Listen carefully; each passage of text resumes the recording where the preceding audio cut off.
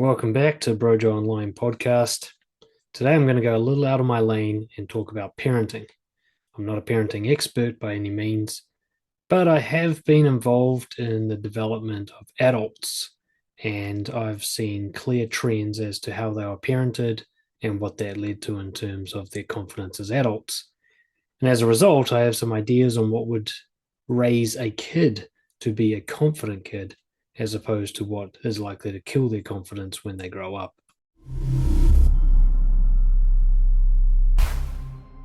So, as I said, I'm not an expert. I have a couple of people I would recommend you look into. Janet Lansbury is one who does the respect type parenting designed by Magda Gerber, and Gabor Mate, the trauma specialist. While he's not necessarily a parenting expert, he's a good resource for figuring out what you shouldn't do to kids when they're younger if you want them to grow up well. Now, while I'm not a parenting expert, I have done a lot of research into parenting styles and into child psychology, and I have seen that there is a range of approaches to being a parent that can work out well, and there are a range that don't work out well. So I'm just going to be giving my opinions on all of this. This really is an opinion piece more than it is like a scientific, factual piece, and you can just take it with a grain of salt and decide for yourself. But if there is anything I am an expert in, it's the psychology of confidence, and how that links to parenting is what I'm going to be talking about today. So there are certain parenting styles that generally work out pretty well if they're applied consistent to the principles of those styles. Lighthouse parenting is probably my favorite, and you can go and look up all of these terms, by the way, where you're there, you're present, you're overseeing things, but you don't intervene very much. Okay, you let the child make their own decisions and take their own risks. You just make sure that there are boundaries so that they don't get too badly hurt. You're not neglecting them, neither are you interfering. Free range parenting, it might even be another way of describing lighthouse parenting, but free range is basically you're going to give the kids full autonomy. That doesn't mean you neglect them, you're still present and aware, but you let the kids make a lot of their own decisions. You let them take risks. Again, you kind of letting them decide for themselves what's right and wrong and how they want to live. And even gentle parenting, as it's known, this approach where the child's emotions and thoughts, feelings are validated, respected, they're treated as individuals who know what's best for themselves, and so on. Now, there can be problems with all of these styles as well, especially misapplying or misunderstanding some of the principles. But in my opinion, if you want to raise a confident kid, you won't go too wrong with applying one of those styles. And there are some styles that I believe are almost certainly not going to get you good results if you want a confident kid. Now, it's not to say that these styles are definitely abusive or definitely traumatic, but it would require the kid to overcome the parenting to become confident rather than the parenting encouraging it. Strict parenting. This leads generally children to become dishonest because they are not allowed to do anything that they want to do. And so, in order to do what they want, they have to lie about it. They have to pretend to be someone more convenient and more compliant than they actually are, or they really do become that compliant and they sacrifice all sense of autonomy and self in order to become a people pleaser. Being very strict is basically imposing your way onto your children, treating them like they're your property and that they must behave the way you think is best for them. And it very rarely leads to a confident, autonomous kid. Tiger parenting, popularized in various Asian cultures, is this idea where you put heaps of pressure on the kid to succeed and to perform very highly. You're just on them all the time, forcing their decisions, making them do what you think is best for them, pushing them very, very hard, uh, all about sort of getting an A, getting 100%, winning the competition, being the best violinist, so on. Generally, this leads to a couple of things. One is the kid never gets to decide for themselves what they want to do with their life. It's just forced on them. And all the pressure and stress causes them to be basically quite miserable and resentful. And it's very, again, very unlikely that you will get a confident kid, but you might get a very competent kid. So you get a kid that does very well. It's the same with strict. You know, they do really well in school. They get high marks. They win the competitions. They're the quarterback of the football team. They're all these things, but they might actually be quite miserable on the inside. If you want an insight into this, the book Open by Andre Agassi, he's a great example of being a child of tiger parenting. He was forced to play tennis basically, and he hated it the whole time. And helicopter parenting, which is very popular these days because, we live in a time and an age, especially in the Western world, where parents have more free time and more ability to be involved with their child's lives than ever before. And some of them are overdoing it. They won't let their child take any risks. They won't let their child make any decisions. They coddle to every need that the child has. The child is basically wrapped in these security blankets their entire life. And of course, that leads them to be very fragile as adults because they don't do any necessary risk taking or suffer necessary pain for their development. Again, I just got to emphasize this is an opinion piece. So if you're offended by anything I say, understand I'm not challenging you scientifically. I'm just saying after studying confidence for 20 years and understanding the variables of confidence, these parenting styles either support those variables or disable them. What I generally recommend is rather than being dogmatic and sticking with a style, even if the style is just your family culture and it doesn't have a name, I suggest to do what most successful people in most areas do, which is you pick and choose strategies and tactics that work well, get healthy results, and suit you personally. All right, there's no one style that fits all. If you think of the free range style of parenting, I mean, you have to be quite a brave parent, an outgoing parent, and a trusting parent to be able to pull that one off because it's quite scary to let your kids run amok and do whatever the fuck they want. And you might also have, let's say, if you have a child that's a bit disordered or has some sort of developmental disability, then letting them just do everything they want for themselves is actually a bad idea. So you have to pick what works for you and your environment, but at the same time, try and stick with healthy principles for building confident kids, if that's what you want as a confident kid. And to make it clear, there are certain behaviors that are objectively unhelpful when it comes to parenting, certain tactics, strategies, treatments of children that are never going to be the best possible way available. All right. They are either harmful or extremely harmful, but they're not helpful, even though you may have been raised to believe that they are. So I'll take the obvious one that's going to make people feel uncomfortable: shouting, using force and violence, even spanking. While this might get an immediate reward, the kid becomes more convenient to you immediately as a result of this, I promise you it's not the ideal way to encourage healthy behavior from your children, right? There is always going to be a better approach than raising your voice or forcing them physically and using violence. Now, there are always some sorts of exceptions. If your kid's about to run onto the road, for example, pulling them away or shouting at them might be necessary. So if the kid's going to endanger their life and you have to intervene physically to prevent that from happening, so be it. But it would only be minimum necessary force to achieve the safety of the child. It never needs to be used as a punishment or as a threat. And for those of you thinking like, oh, that's what happened to me and I turned out fine, what I'd say to you is you turned out less good than you could have. Okay, so even if you did turn out fine, you'd be even better without it. It's as simple as that. Shaming emotions. That's almost never going to go well for the kids psychologically. So if they are made to feel wrong for just having emotion, and this is not the same as behaving according to the emotion, just having it, for being angry, sad, disappointed, frustrated, scared, if they're told it's wrong to feel that way, real boys don't cry. What are you scared of? It's nothing. Oh, get up, you're fine. This kind of shaming of emotion is going to cause severe psychological damage if it's, consistent. All right, that person is going to grow up fucked up. I can't think of basically anything worse you can do other than violence and sexual abuse than shaming emotion.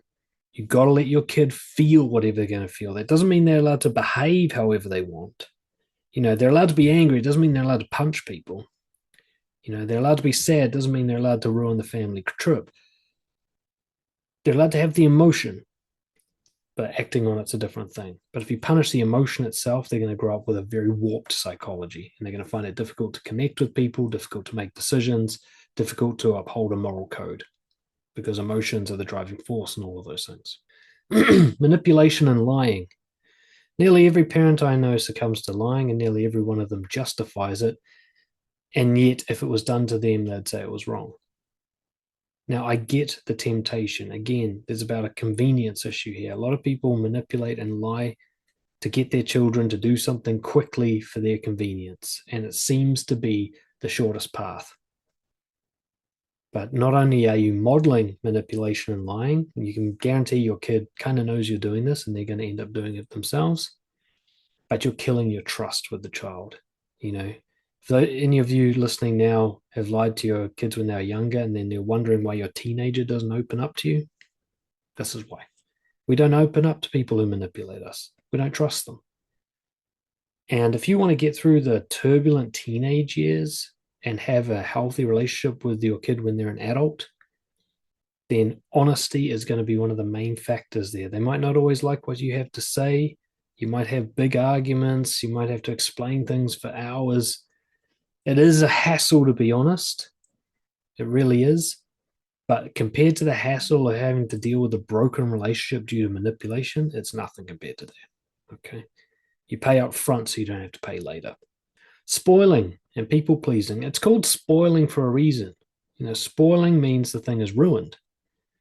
If you give a kid everything they ask for and you jump up every time they say jump and you say yes to everything and you always try to make them feel good, no, they're not going to end up healthy as a result of that.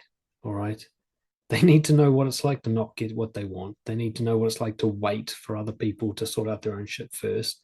They need to know what it's like to have people disagree with them and have people have negative emotional reactions to what they're doing. If they don't understand that, the real world is going to destroy them and they're going to become very entitled. Bullying and criticism. You might think that you can correct your child's behavior by making them feel bad about what they did, but there really is no backing for that claim. All right, punishment, making people feel ashamed, does not improve behavior. It doesn't. It makes them hide behavior, makes them suppress themselves, it makes them hate themselves, but it doesn't make them into better people. Right, we're going to talk about how to make them into better people later on in this conversation, but understanding now that there really is no benefit. So these behaviors, you know, force, shaming, manipulation, spoiling, bullying, you will have done all of them by mistake or slipped a little bit, and some of them will be compulsive, repetitive behaviors and everything in between. None of them are going to destroy a child on their own. What I'm saying is they're not ideal, that there are better things you could be doing instead that are available to you, that you are capable of. So there's really no point in choosing these options. They're not the best available if the goal is that you have a confident, healthy, happy kid. Thank you for showing an interest in the Nice Guy Brotherhood, a group coaching community program for nice guys and people pleasers who want to become more confident and assertive to do better in their relationships and their careers. This is also for any man who wants to become more masculine, more bold, more honest, and more authentic. So in this program, we focus in on a lot of the people pleaser and approval seeking tendencies that hold men back from achieving full self-confidence and healthy relationships. Things like avoiding conflict, trying to fix other people's emotions, molding yourself to other people's preferences, failing to stand up for yourself, not going for what you really want, and not knowing who you really are. The goal, through the support of myself and the other members of the community, is to help you build the backbone to stand up for yourself, to stop caring what other people think of you, to stop getting lost in your thoughts and your feelings, and learn how to act decisively based on your own set of core values rather than what everybody else wants you to do. So we're looking to replace things like conflict avoidance and procrastination and trying to please others with going for what you really want based on who you really are. So we address all these issues through a number of methods. Firstly, we get together each week for a group session. Now, part of that is what's called hot seat coaching, which is somebody gets on the mic with me and we do a coaching session in front of the others, and everybody gives their feedback and support, and we can deal with specific issues that's coming up for that person in their life in relation to building confidence and overcoming nice guy syndrome. We also have group discussions during these calls. We share links and resources feedback, questions, and everything we can do to support each other's growth. And then also alongside these group calls, you get access to my full online library of self-development courses, which includes things like building rapport, setting boundaries, and learning to confront your fears. Now, if you're interested in the group, we have a deal where you get your first month for just $1 so that you can try it before you buy it and get a sense if it's really right for you and if these are the people that are going to help you achieve your goals. Once your first month is up, if you want to continue, then we have a monthly membership subscription. It's $250 US per month for full access to everything. This includes the entire archive of recordings from all the calls that we've had so far. And if you come along with a friend, both of you will get a 50% discount for joining together. There's what we call a zero risk guarantee. If at any time you're unsatisfied with the program, you can quit and you'll get your money from the last month given back to you, no questions asked. So come and check it out. If nothing else, for $1, you get access to everything for an entire month. No risk. I'll even return that dollar if you're not satisfied, because that's how confident I am that this program is going to change your life. Now, some of you might be thinking, well, what is a confident kid? What does confidence even mean? And so we'll dial it back. I've got separate pieces of content on this. But for now, you can just look at confidence as being a number of factors. All right. Firstly, I think one of the best ones is you trust yourself to handle future challenges. So it's not so much that you're competent or skilled, but more that you trust yourself to be in a situation where you're not. To be in a new, unfamiliar situation, to survive it and get through it and grow from it. You trust that you'll be able to do that. Right? That's self-confidence. See, a lot of people think confidence is competence. You're good at something. But that's more like the illusion of confidence. You only feel good about yourself because you're good at something. Real confidence is you don't need to be good at something to still feel good about yourself. So through proving to yourself that you get through situations that are unfamiliar and uncomfortable time and time again, you'll realize you don't need to be skilled. You've got other values and resources that get you through tough, difficult times. You don't need other people's support, though you will engage in it if it's the best move forward. So if you think about your kid being confident, think, how can I develop them so that they'll trust themselves to handle unfamiliar situations? Another factor is you like yourself as you are, and you're also interested in developing. So while you have high self-worth, you're always looking to improve and learn and grow. That's not a contradiction. You can like yourself and still want to get better. You're not looking at weaknesses, you're looking at developing strengths. So a kid who likes themselves and wants to learn and grow is pretty confident. You don't need external validation or approval. Now, it doesn't mean that you don't go to other people for any ideas or support, but in order to figure out what you believe is right and wrong and whether or not your behavior was aligned with your core values requires nobody else's intervention, all right? Or at least the person who intervenes is just coaching. They're sharing ideas, they're asking questions, they're provoking you to decide for yourself. So if your kid has to come to you for moral guidance, then that means they don't have their own moral code. And if you want them to be confident, they need to develop their own. So a self-guided moral system is what confident people have. They've decided for themselves their own philosophy, their own wisdom. They have their own set of guiding principles, what I call core values. You can name it whatever you want. And they make their decisions based on that rather than based on what other people will like or what will get the result or, what will avoid pain from other people. They guide themselves morally. They're brave in that they take intelligent risks. Confident people understand that there is no risk-free way to live, that there's pain and adversity down any path, and they know which is the best pain and adversity to choose. What are the good problems to have?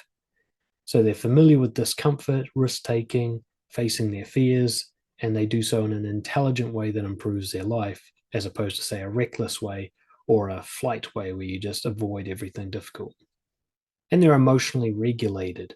That doesn't mean that they're flat or stoic and have no feeling, but when they have feelings, they know how to react to those feelings in a healthy way. So you can actually be a very emotional person and still be very confident, so long as the behavioral reaction to that emotion is good for you.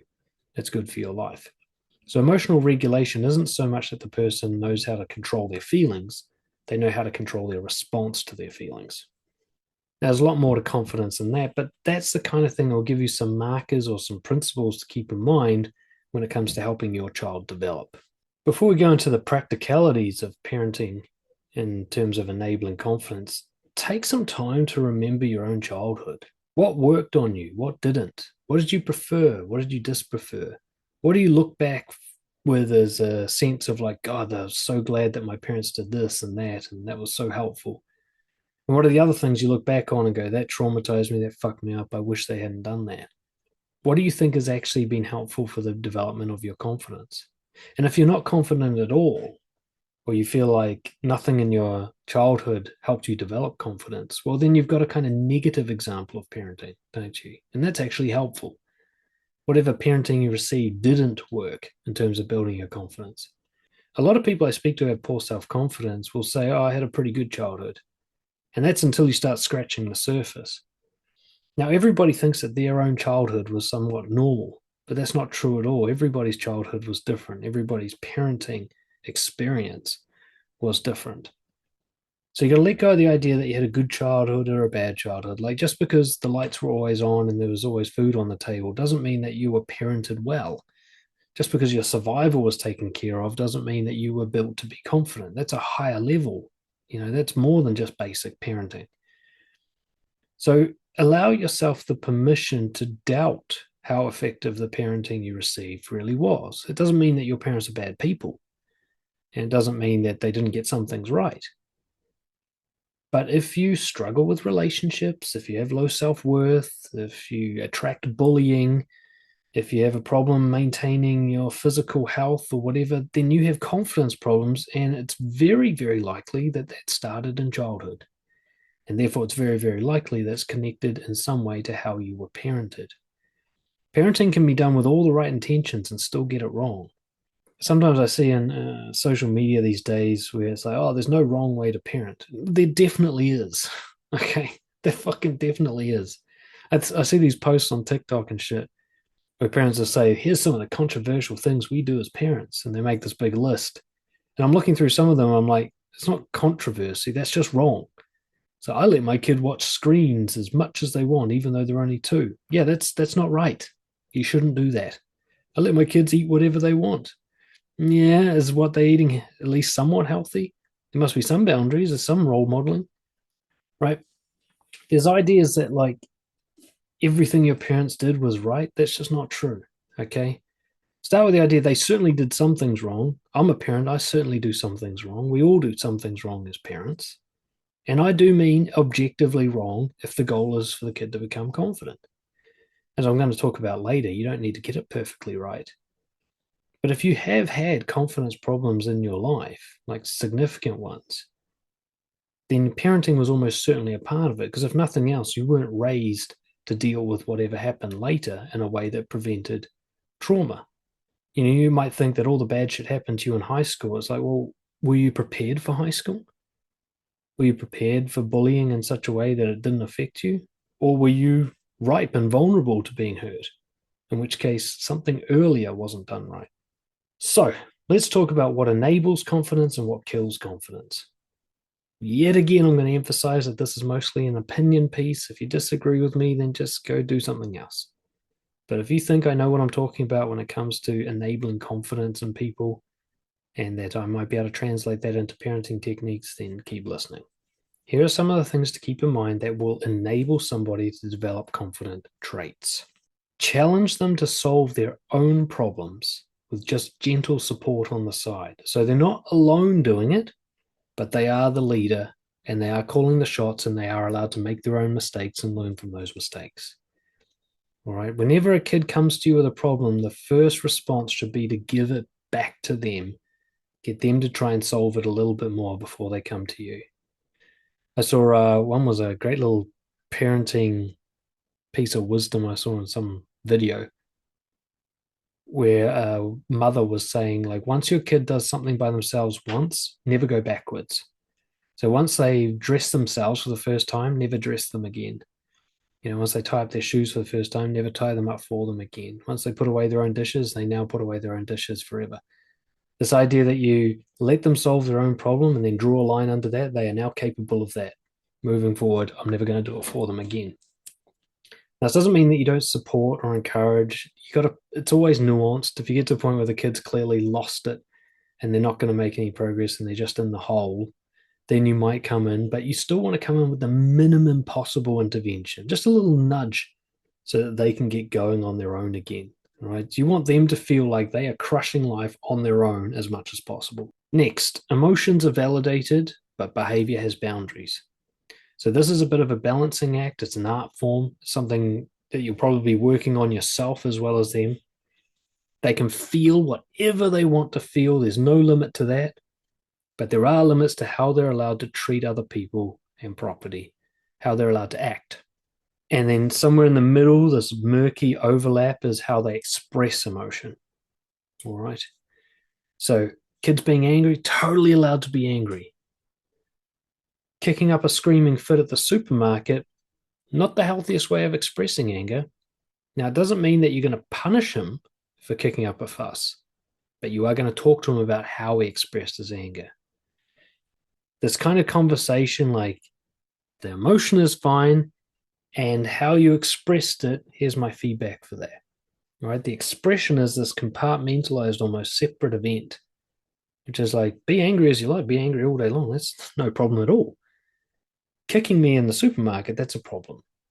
Next time you're angry, I'd prefer you did it like this. Or how do you think you could show me you're angry without kicking me or hurting me? And having this discussion where they learn to separate behavior from emotion, and this is emotional regulation. They don't have to stop the emotion from happening, but they slowly learn quickly to think, what's the best way to behave to show how I feel?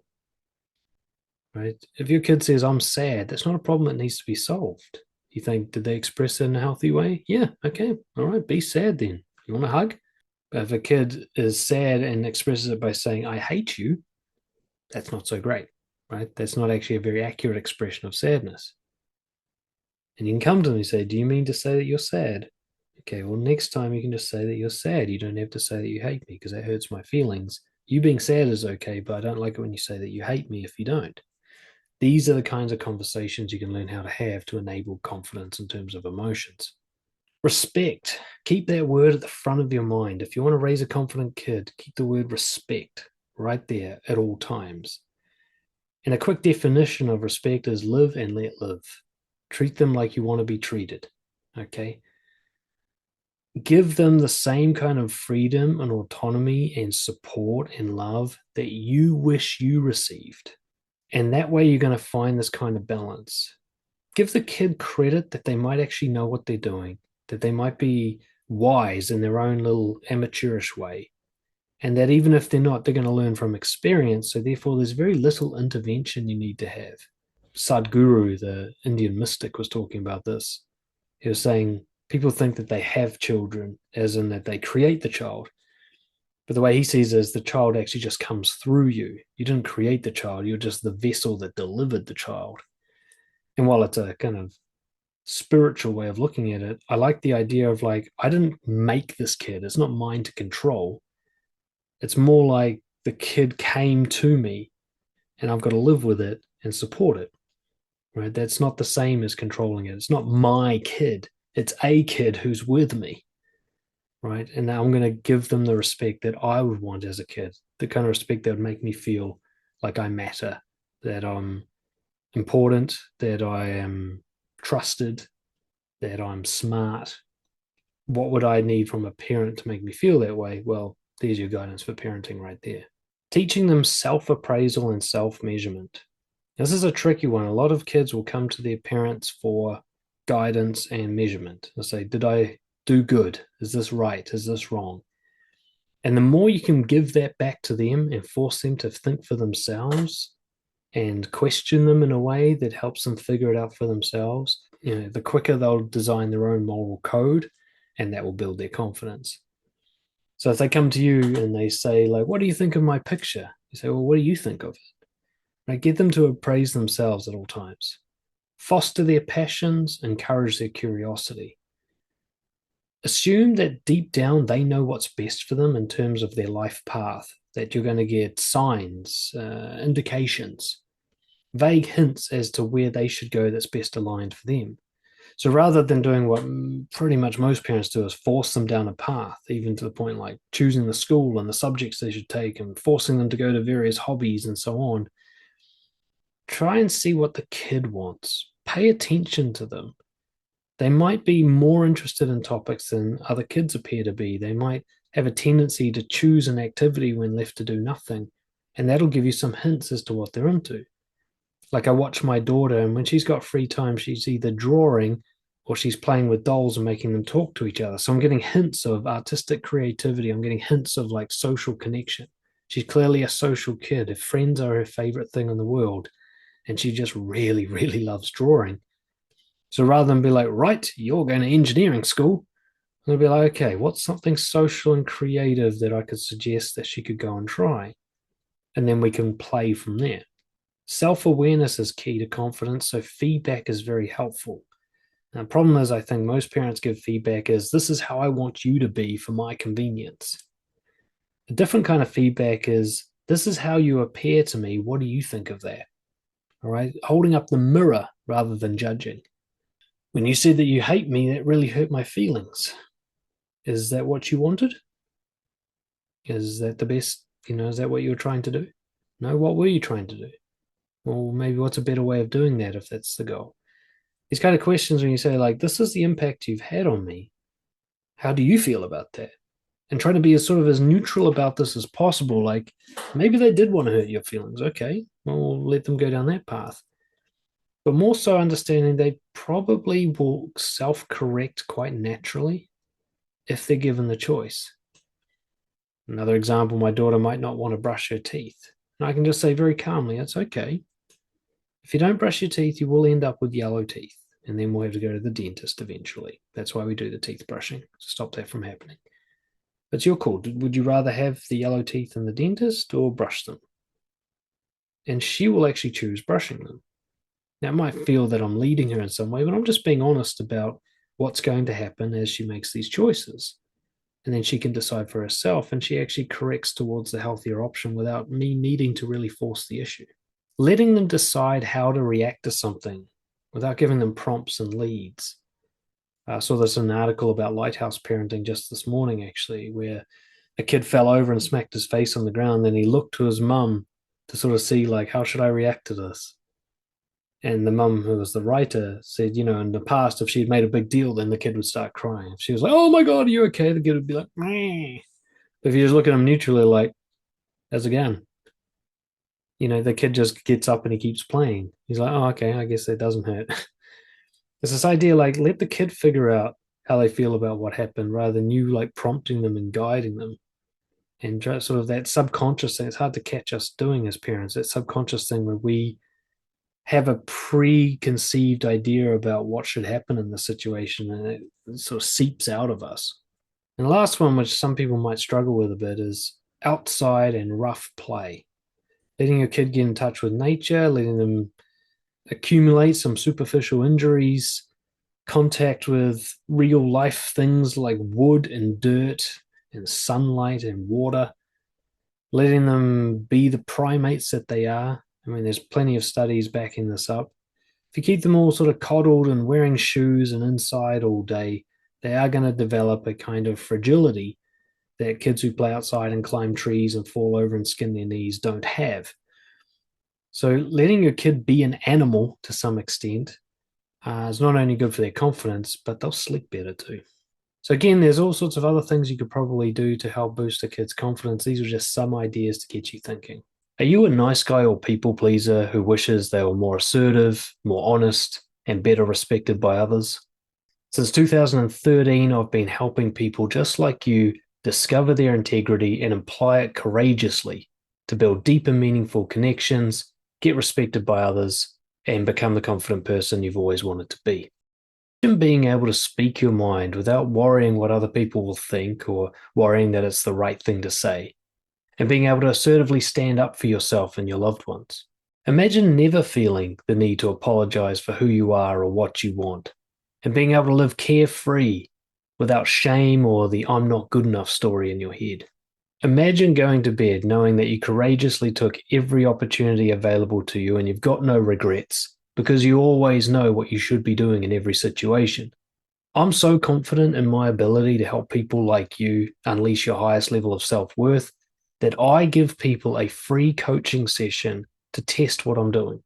In this 1 hour session, we will uncover the biggest barrier to your confidence, whether it's an awareness problem, you don't know what you should be doing differently, or it's a courage problem, you know what you should be doing, but you find it too intimidating. I will guide you to make a breakthrough with your behavior to get through that barrier in a powerful way without feeling terrified and without destroying everything you love. I've had some people find this first session so powerful that I never hear from them again simply because they didn't need anything more after that. It launched them into the highest level of confidence that they've ever experienced. And if that's the result you get, I'm good with that. One client put it, this session was more valuable to me than 3 years of therapy combined. So if you're tired of trying to keep everybody happy and you're sick of worrying what other people think of you and you're concerned that your people pleasing and conflict avoidance is going to damage your relationships, then come and have a talk with me. Worst case scenario, you get to experience what it's like to talk with someone who actually understands what it's like to be you. I've lived the nice guy experience for decades. I know it inside and out. I know that pain. Case scenario, and very likely, you will have such a powerful insight into a behavioral change that you can make in the next 24 hours to significantly improve your confidence, relationships, and career. All I ask is that you be honest, open to change, and willing to try something new. Why wait another 10 years to discover confidence when you can do it today? Fill out the brief form below to apply for a trial coaching session. Do this quickly because there are limited spots each month, and then I'll get back to you to book in a time to talk. Now, let's talk about what kills confidence. So if the previous section was about what to do, here's a bit of what not to do. Again, just my opinion. Being punished for being yourself, that's never good for confidence. So whenever you being you gets punished, and I don't mean it gets a negative reaction, but I mean you get a harmful reaction. All right, so somebody disagreeing with me because I painted my face green is not punishment. But somebody shaming me in front of the whole family and calling me a bad child is. If your kid's a bit weird, a bit odd, a bit outside the box, you don't have to agree with it. You don't have to pretend you like it. Just don't hurt them for it. Emotional suppression. I think we've already talked this to death, actually.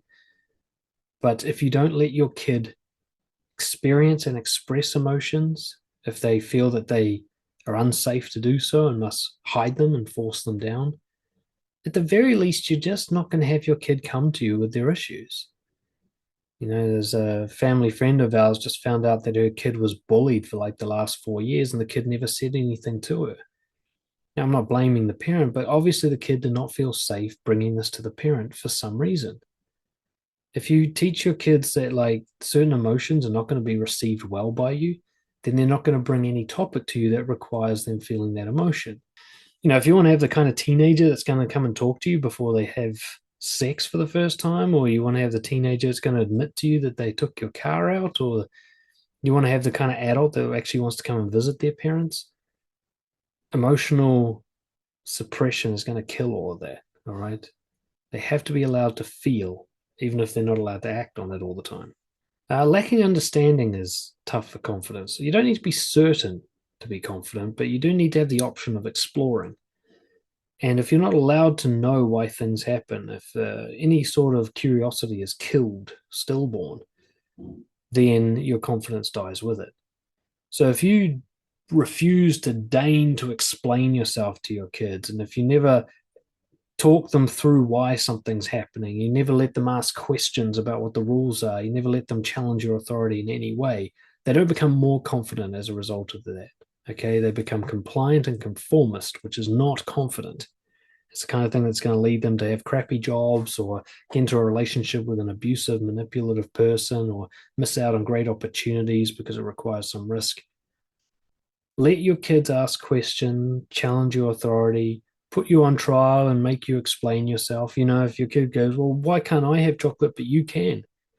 Why can't they have chocolate when you can? It's a fucking fair question. Answer it. And if you don't have a good answer, maybe you should stop eating chocolate, right? Like, let them explore and challenge, but that doesn't mean they get to win. Sometimes it'd be like, well, it's still the way things are, but thanks for your questions. Instability and unpredictability, especially for children. This is before they develop the resilience to deal with this stuff, they need to have a safe environment to practice. So if you have inconsistent boundaries, if being around you is like walking on eggshells, you never know what you're going to do next. If your reactions are inconsistent, one day something gets praised, the next day it gets punished. Boundary gets set, but it doesn't get enforced. You say you're going to do something, you don't follow through. That makes the kid's world very unstable, right? Chaotic, and they're going to feel this need to try and organize it and control it and make it stable again, which will probably lead to people pleasing or shutting down. The world's going to give them enough challenge. They don't need that challenge at home, right? In fact, if you have a safe, predictable, reliable environment at home, then they'll know what that looks like and they'll be able to see when they're not in that. If they have a safe, predictable, emotional relationship with you, they'll know when they're dating someone who isn't safe and emotionally predictable. They'll have a reference point. A lot of people seem to think in parenting that you've got to give them this hard knocks approach at home to prepare them for real life, but that's just not the case. They need a reference point of what healthy is at home so that when they go out into the real world, they know what unhealthy looks like. It's what's amazing with my daughter is we're very honest with her. We are frankly the most honest parents I know of. All right. We don't lie to her about shit, anything. No matter how much fucking conflict it causes to let her know the truth of the matter, we always choose that option. And I was worried that maybe she might get naive and not know what really lying is and that she'd be easier to manipulate. But the opposite has occurred, as I hoped it would, which is she spots liars very easily. She's actually quite skeptical of other people. And I realized that because she has that honesty at home, when somebody's dishonest, it stands out to her. She has a good radar for it because it goes bing, like, that's not what I see at home. What the hell is this? She actually has a sense for dishonesty that most adults don't have because she has that reference point. So again, you don't try to make the home life a recreation of the hardships of the real world. You want to make it a reference point for healthiness so that when she goes out into the real world, she knows the difference. Using fear and shame as a control technique. I don't know if I should really need to explain this one, but making them do what you want by guilt tripping them or scaring them into do it, that's not going to make a confident kid. I don't know why anyone would think that would. That's going to basically provoke insecurity, isn't it? Low self worth. They're going to find it very difficult to make decisions for themselves because they're just constantly trying to avoid difficult emotions with you. Having the moral code enforced, this is a challenging one for all parents.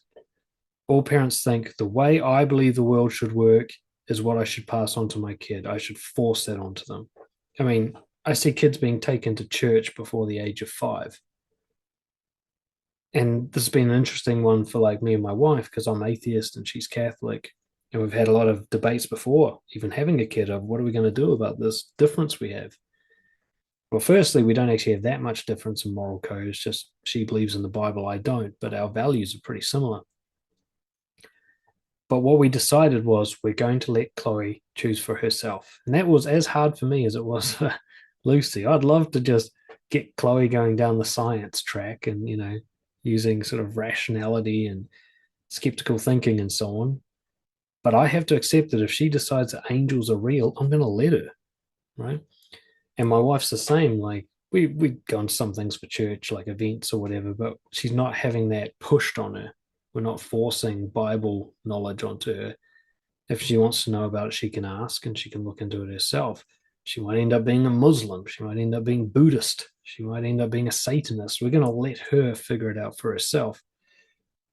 Because to force it on her would just be for our convenience, our conformity, our sense of control. And that's not a good reason to do it. We have to trust that the kid, through experience, through helpful and harmful experiences, will decide what's right and wrong for themselves. And they don't need us to force that on them. Preventing healthy risk taking. So, speaking to the helicopter type parents now, if you don't let your kid figure out the boundaries, play on the playground to see what they're capable of and what they're not by falling, to see what happens when they hang out with the wrong people for a little bit, and so on. We have to allow some risk taking. Now, it doesn't mean you allow them to endanger their lives, but I think what I see in parents these days is the boundary as to what's life threatening is way too close in. Like they think anything being out of sight of the parent is life threatening. At some point, you have to let the kid take risk. And this is where the lighthouse approach I think is really good is let them take risk while you're watching. It's as simple as that. There's so many times where I'm on the playground or have been in the past with my daughter, and I'm just cringing as I watch what she's doing. And I'm just like, oh my God, like a fall wouldn't kill her at this point, but my God, she's too small to be doing that. And the desire to tell her to stop and the desire to say, be careful, which is the most pointless thing a parent can say. That the urge was in me so strongly, and I just had to resist it and push back because I knew, just statistically speaking, I've got to let her take risks. That for her development, for her healthy adulthood, she needs to take the risk now while I'm scared. And already I'm seeing great results from that. Like she is so capable when it comes to climbing, and she can fall really well. She falls like a stuntman. She doesn't fall like a fucking wooden door like I see some kids do, where they just take the most injury they possibly can. They don't even know how to put their hands up. My daughter like roll falls, like she's been trained because we let her fall. We let her take risks. And yeah, she's always got bloody knees. She's always got bruises and stuff. She's always got superficial injuries. But interestingly, so far, no major injuries. She doesn't go too far beyond. She's sometimes a little overconfident, and there are times we've got to rein it in. We went on a bush walk and there was like a cliff with no fence, and she's running alongside it with lots of tree roots. Yeah, I stopped her there because that's too much, right? I don't let her take too much risk where she actually threatens her life. But before I stop her from doing something, I do ask myself, is her life actually in danger? Or is this going to be a serious, like, back-breaking injury? Or do I need to just let her, like, take the risk of having a little cry because she might get a bit hurt? If you want a confident adult, they need to know how to take risks. They need to be intelligent when it comes to risk taking, which means they need to have a lot of experience of getting it right and getting it wrong. Coddling and validating victimhood. There's a difference between being gentle and supportive and being enabling of a unhealthy victimhood mentality. So if a kid comes to you and says, "Oh, Johnny was mean to me," saying, "Oh, that must be upsetting. Come on, have a hug." That's fine. But saying, "Oh my God, did Johnny do that here? I'm going to email his parents. Where's the school teacher?" That's coddling. That's him playing to victimhood. The kid needs to know that they're going to have problems in life and that you'll be there for a hug, but you're not the problem solver. That they're going to have to solve the problem, or just sometimes they're going to have to eat shit because that's the deal everyone has in life. Sometimes we just don't get our way. It's important that they sometimes lose the race and that they sometimes hear no and that sometimes people don't like them. It's important for them to have those experiences, but they don't have to have those experiences alone and unsupported. Right? You get that combination as they have the hardships of life, but they always have the love and the healthy support base at home. So they're never sort of too far from a place to go and heal. And yet you're not going to go out like a white knight and fight all their battles for them and solve all the problems for them, because that's only going to turn them into powerless victims. And I just got to say this one, giving your kids heaps of screen time and heaps of processed sugar, it's just not good for them. Okay. There's a physicality to confidence as well. You need to be physically as healthy as you can be to be confident. So even if your kid has disabilities or something like that, they're still the most healthy they can be. And that's what you should always be aiming for, mentally and physically. So trying to make sure they eat the healthiest thing you can afford to put in front of them, trying to make sure that they engage in activities that are good for their mind rather than activities that are bad for their mind. I know sometimes it's inconvenient. We let our kid watch movies sometimes as well. I mean, there's just the limits to practicality. But letting your kid play on an iPad for 5 hours a day when they're 3 years old, that's not good for their brain. There's actually studies to show that their cognitive functioning will be severely affected by that. All right, letting your kid just plow down Coke and sugar and anything they want to eat all day long, it's not good for them. Objectively not good for them. Not good for their confidence. And it breaks my heart to see it. We put in the heavy work up front with our daughter to make sure she ate healthy. We ate healthy with her, and we modeled eating healthy as much as we could, with some slips and lapses, no doubt. But the good thing is, like nowadays, our daughter can have an ice cream or a chocolate bar, and then that night also eat a healthy dinner, broccoli and chicken. Whereas I've seen other parents that like use sugar to like placate their kid, like the kid just eats whatever they want whenever they want if it'll shut them up. They all seem to struggle to eat healthy food. Their palate is ruined, if nothing else. They just don't like the taste of healthy food. And there's no need for them to eat it because they can just get the delicious stuff anyway. Um, that's the breeding ground for an eating disorder later on, either obesity or otherwise. And it's also the gateway to becoming addicted to substances. You get used to putting something in your body to make you feel good as an instant gratification. That's not a good thing you want them to be learning. Thank you for showing an interest in the Nice Guy Brotherhood, a group coaching community program for nice guys and people pleasers who want to become more confident and assertive to do better in their relationships and their careers. This is also for any man who wants to become more masculine, more bold, more honest, and more authentic. So, in this program, we focus in on a lot of the people pleaser and approval seeking tendencies that hold men back from achieving full self confidence and healthy relationships. Things like avoiding conflict, trying to fix other people's emotions, molding yourself to other people's preferences, failing to stand up for yourself, not going for what you really want, and not knowing who you really are.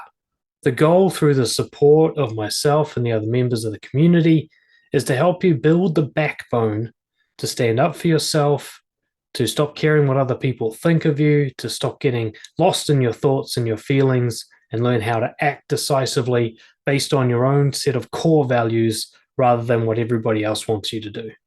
So we're looking to replace things like conflict avoidance and procrastination and trying to please others with going for what you really want based on who you really are.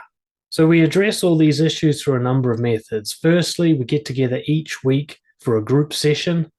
Now, part of that is what's called hot seat coaching, which is somebody gets on the mic with me and we do a coaching session in front of the others, and everybody gives their feedback and support, and we can deal with specific issues that's coming up for that person in their life in relation to building confidence and overcoming nice guy syndrome. We also have group discussions during these calls. We share links and resources, feedback, questions, and everything we can do to support each other's growth.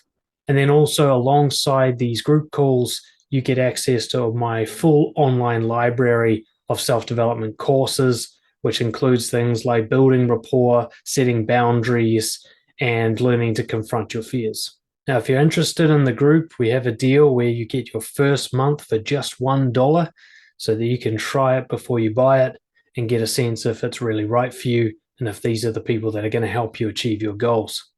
Once your first month is up, if you want to continue, then we have a monthly membership subscription. It's $250 US per month for full access to everything. This includes the entire archive of recordings from all the calls that we've had so far. And if you come along with a friend, both of you will get a 50% discount for joining together. There's what we call a zero risk guarantee. If at any time you're unsatisfied with the program, you can quit and you'll get your money from the last month given back to you, no questions asked. So come and check it out. If nothing else, for $1, you get access to everything for an entire month. No risk. I'll even return that dollar if you're not satisfied, because that's how confident I am that this program is going to change your life. Practical tips. Encourage, but don't force. So, for example, you must try this one ballet class because I can see that you're interested in dancing and you wouldn't go unless you were pushed a little bit. But if you don't like that class, you can quit. All right, but at least try it. Reverse the advice seeking. They come to you to solve the problem, put the problem back on them. What do you think you should do about it? Encourage self-appraisal. How do you feel about this drawing? Is it one that you want to put on the fridge? Get them to decide for themselves what's right and wrong, what's good and bad. Make them lead. What game do you think we should play next? Like, make them decide things as much as possible for you and the whole family. Give them that kind of Seat at the table when it comes to decision making. React slowly.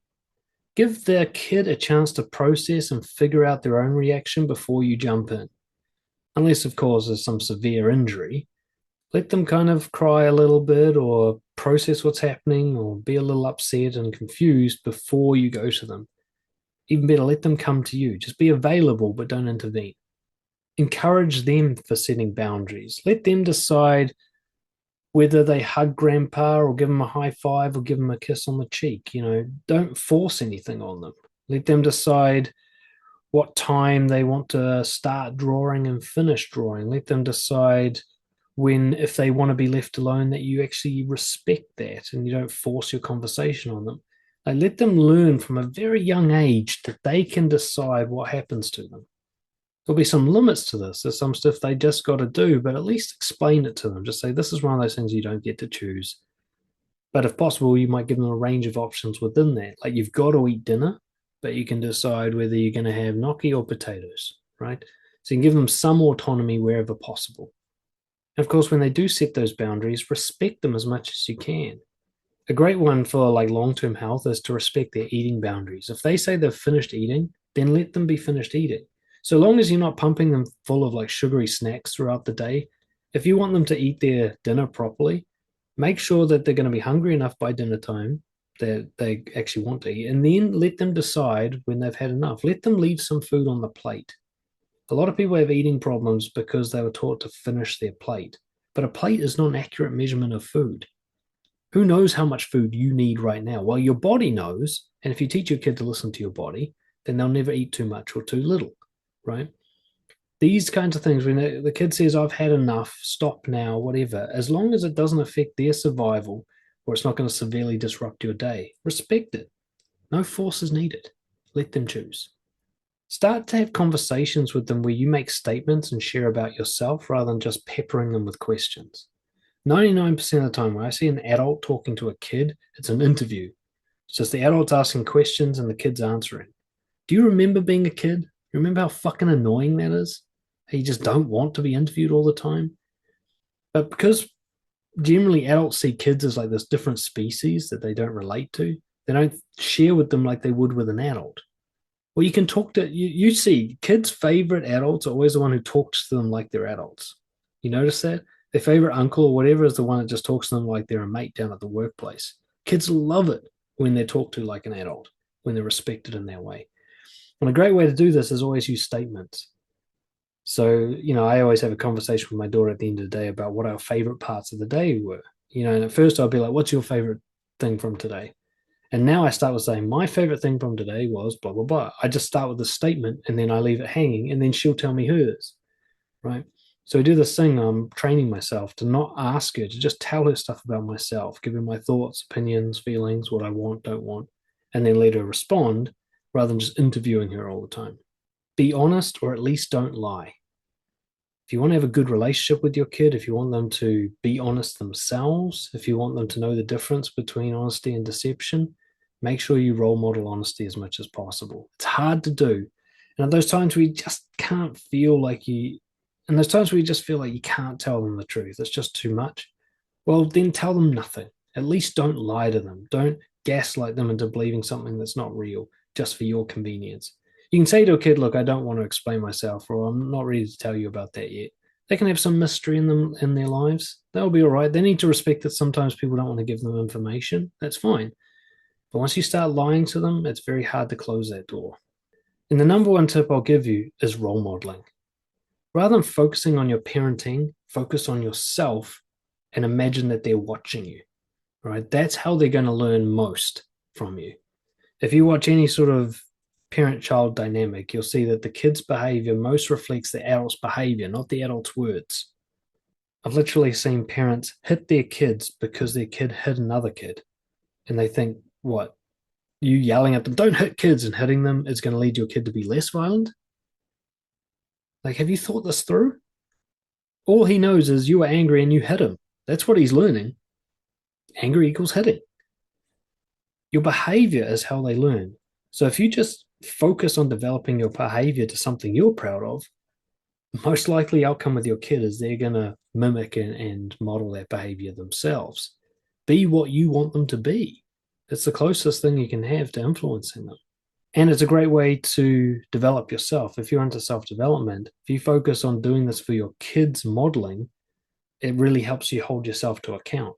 You might go reaching for that chocolate bar and you see them watching you and go, you know what? I don't want them to see me eating chocolate because I want them to be healthy. And that'll actually stop you eating the chocolate bar far more than if you're on your own. One of the great advantages to having kids when it comes to self development is you've got a really powerful reason for doing it. So try your best to reduce hypocrisy. Look at all the areas where there's different rules for you than there are for them and ask yourself why. Why do I get to eat chocolate and they don't? Why do they get to have to be healthy and I don't have to be? How come it's okay for me to raise my voice to them, but they can't raise their voice to me? How come it's okay for me to question their motives, but I get mad at them when they question mine? Try to reduce the hypocrisy until you're on even terms. I mean, you're still the leader of the family. They're still too young to totally take control of their lives, sure. But you want as close to it as possible. You want as much autonomy on their side as possible. And then as much similarity between the values you follow and the values you expect them to follow as possible. Show your true self, but don't burden them with your struggles. This is a balancing act. Don't treat them like your therapist and dump your depression on them. That's for your therapist. But don't put on a fake smile either. Imagine all emotions are fine so long as the person has a healthy response to them. So, your best chance of developing an emotionally healthy kid is to show them that you will have healthy reactions to your emotions. You can explain this to them as you go. You know, my daughter's quite sensitive. She knows when we're feeling sad, and she'll be like, "Why are you sad?" And my answer is going to make a big difference. Now, if I say, like, "Oh, because life sucks, man, or you were mean to me, man," she's going to become anxious around people being sad, right? And her own sadness. She's going to become a people pleaser, try to control me. But if I'm like, I worked too hard and now I'm tired, and so I didn't get what I wanted.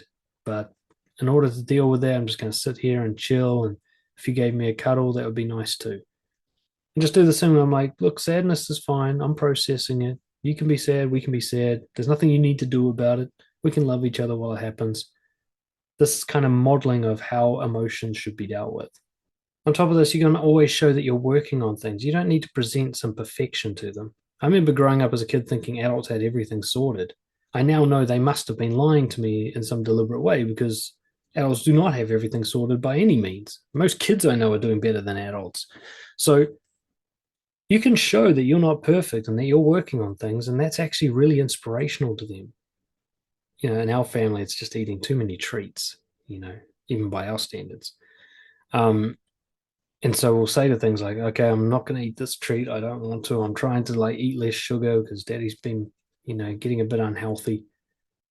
And it's amazing. My daughter will say, like, out of nowhere, she'll say, we need to cut down on treats, actually. We've had too much this weekend. I'm like, holy shit. That's a sophisticated thing for a kid to say, you know?